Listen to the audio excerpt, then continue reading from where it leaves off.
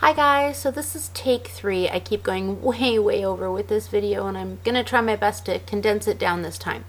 I'm doing this video for someone named Justfornow who's on obesity help and wants to know all of the little details of what it was like to go to the hospital. So I know I've gone over a lot of this in some of my other videos, but I'm just gonna kind of go step by step as best as I can remember of the day that I went to the hospital to have surgery until I left. So when you get to the hotel, they'll have an envelope that will tell you what time to be at the hospital. We had to be there at 9:30 on Wednesday morning. You just go in through the main doors, and there's couches and that there where you can wait for Natalie. Natalie will come. You'll go to her office. She'll go over all the paperwork that Gerald had sent you, your pre-op paperwork. You'll go over all of that and sign off on the contracts and everything and pay her, and she will take your weight and your height and pre-op photos. And then after that, she'll take you back out to the main desk. You register. You'll sign some paperwork there that's in Mexican, but Natalie have already explained to you what it means. And also a paper for them to give you remote control to the TV. Then Natalie will take you up to your room and give you a gown and tell you to get into the full Monty beneath it and crawl into bed. So you strip down, put that on, crawl into bed. She comes back, talks to you for a few minutes. About an hour later, a nurse comes in, takes your blood, and goes to do the blood tests.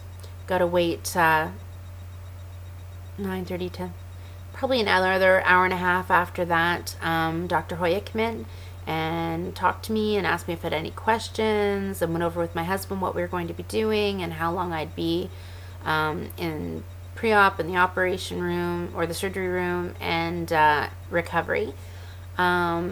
He leaves, and then shortly after that, it was about 1 o'clock in the afternoon, they come in with a gurney to take me downstairs. Went downstairs. They get you to scoot over to the bariatric bed, which is a little bit uncomfortable. It's, you know, a rectangular bed that goes down to your butt, and then there's 2 legs. So, you know, you're hanging loose for the whole world to see. But, you know, they're all nurses and doctors. I would say that was the most uncomfortable part for me. Anyways, the anesthesiologist will talk to you, and honestly, the next thing I remember, I was in recovery. I was very uncomfortable when I woke up. They warned me not to panic, that I might feel like I couldn't breathe. That wasn't an issue for me. I just felt like there was a cinder block, like sitting just below my breastbone on the left-hand side, like just a whole bunch of pressure there, or like somebody was on me pushing down, and I just wanted it off. I was upset because of that. I don't really think of it as a pain. I was really upset. It was a lot of pressure, and I just wanted it off, and I didn't know how to make it go away, and I was still kind of groggy. And you're in the recovery room. There was like 4 other people in there and a couple nurses. They must have given me a shot after that because I fell asleep. Next thing I know, I'm in my room. My husband, it was about 5:30 by then. My husband told me that Dr. Hoya had gone to see him at about 3 o'clock and told him that everything had went well and that I was fine and that I'd be in recovery for a couple more hours. So my husband said when I got to the room, I was awake, and they got me to scoot over from one bed to the other, and he said I had absolutely no problem with that, and I didn't seem like I was in any pain. I went back to sleep for a couple hours, woke up at about 7:30, got up, went to the bathroom, rinsed my mouth, went back to bed, slept for another hour. At about 8:30, I remember waking up and telling my husband to just go back to the hotel room because I was just going to sleep. The nurses kept coming in and out to check on me during the night. I was up quite a bit, not because I was in pain. I was really antsy. I had a lot of energy. I got up and walked 2 or 3 times.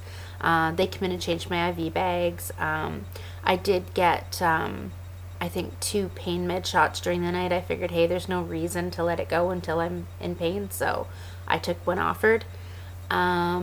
Woke up at 7:30 the next morning, got up, went to the bathroom. That's when the nausea hit. Nurse came in to check on me, make sure I was okay. I was really flushed and just felt really nauseous, so went back to bed. About an hour later, my husband showed up. They had given me nausea medication by then already, and I was feeling fine. Got up and walked with him, and got nauseous again, went back to bed. We watched a movie, got up to walk, got nauseous again. They came in and gave me more nausea medication. Dr.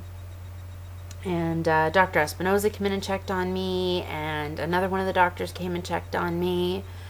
That afternoon when I got up to walk with my husband, I got very, very nauseous. It's actually the only time that I got nauseous enough to throw up just from moving around. And I had 2 doctors, 2 nurses, and Natalie in my room with me almost immediately, just explaining to me that it was just the foam that was left in my stomach and that everything was okay and it was all right, and they made sure I was okay. They put me on a stronger anti-nausea medication after that because they really don't want you throwing up. I was sore after that, so they gave me painkillers, and I slept for a couple hours. At supper time, Dr. Hoya came in just to check and make sure I was doing okay, answer any questions I have, see if I needed anything. I asked him for something to help me sleep that night, so he said, yep, at 10 o'clock they'll come in and give you a shot to help you sleep.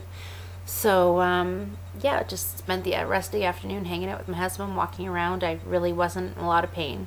The beds aren't the most comfortable, but they're not horrible by any means.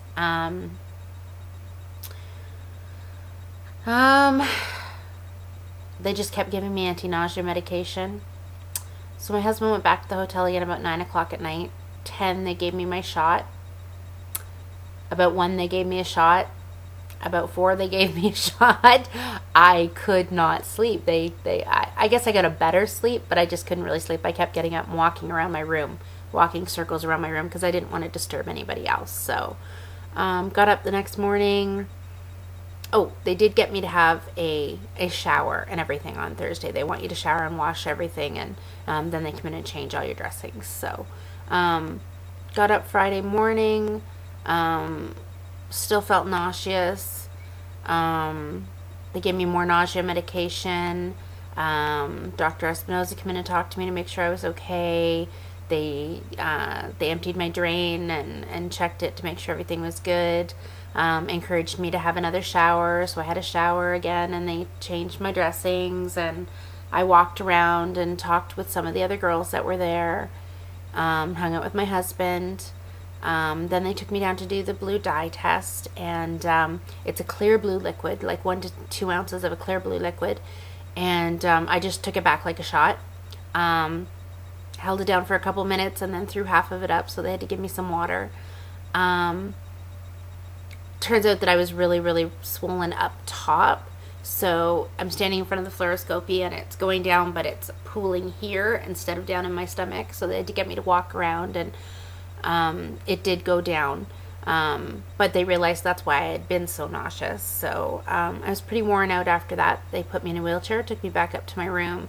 I had to be given, they put another big bag through my IV of something that was for the swelling. They said it would take about 28 days. This would keep working in my system to take the swelling down. So still working away, I guess. They gave me pain medication, they gave me more anti-nausea medication, and then they gave me ice chips. It was nice to have something to suck on. It wasn't a big deal. I still had to remind myself to take it. I really hadn't been hungry or thirsty other than rinsing my mouth because it tasted bad. I was fine not having anything. Hi, sorry, I'm back. Okay, so they gave me the ice chips. Then a doctor came in. I can't remember if it was Dr. Espinoza or the other doctor to check my drain. They smelled it, made sure everything was good. He told me to take a deep breath and blow it out, and as he was blowing out, he started pulling it out. It took me 2 breaths to actually blow it out. I was really surprised. I was like, you know, I just expected it to be something small, and it's a long, kind of rubbery tube. So it doesn't hurt for them to take that out. It just feels strange. So after that's out, you just wait a little bit longer, and Dr. Espinoza will talk to you, and then he gives Natalie the okay that you're allowed to leave. By 3 o'clock, Natalie came. She went through my post-op diet with me and told me that I could go back to the hotel. And then Saturday and Sunday morning, Dr. Espinoza came and checked on me. So, yeah, everything went really well. that's basically my step-by-step of the hospital. And I will do another quick video after this just giving you some tips on some things to take with you and some things that I should have done. So I hope this was really helpful, and good luck to you.